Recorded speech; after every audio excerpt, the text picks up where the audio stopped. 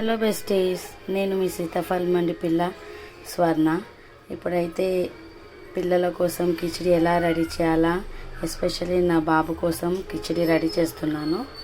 ముందుగా కుక్కర్ పెట్టుకొని దాంట్లో 1 టేబుల్ స్పూన్ నెయ్యి కొంచెం హీట్ అయిపోయింది. దాంట్లో పించప్ జీలకర్ర వేసుకోవాలి. 1 పించ్ జీలకర్ర వేసుకోవాలి. అంతే వేసేసుకొని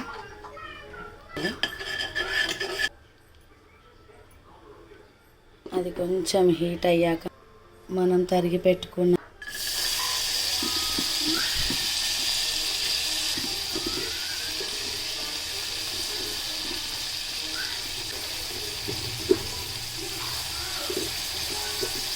కొద్దిగా ఒక 1 మినిట్ కాస్త వేగాక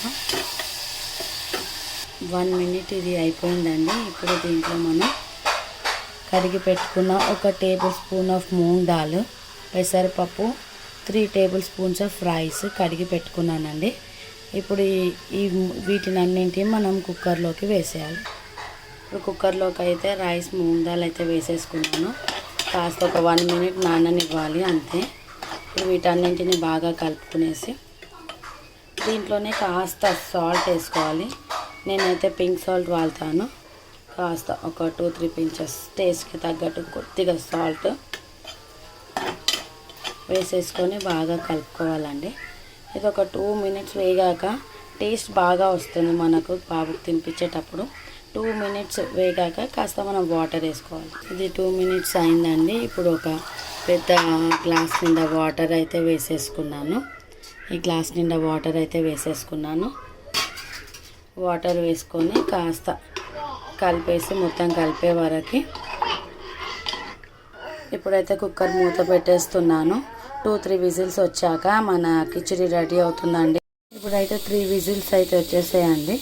ఇప్పుడు కొంచెం స్టవ్ ఆఫ్ చేసేసుకొని కొద్దిగా దాన్ని ప్రెషర్ పోనివ్వాలి. ప్రెషర్ పోయాక ఓపెన్ చేసేద్దాం. ఇదో అండి, ఇప్పుడైతే మన కిచిడి రెడీ అయిపోయింది. కాస్త దీన్ని పప్పు గుత్తితోనే మ్యాషర్తోనే మ్యాష్ చేసుకొని సర్వ్ చేసుకుంటే చాలా టేస్టీగా ఉంటుంది.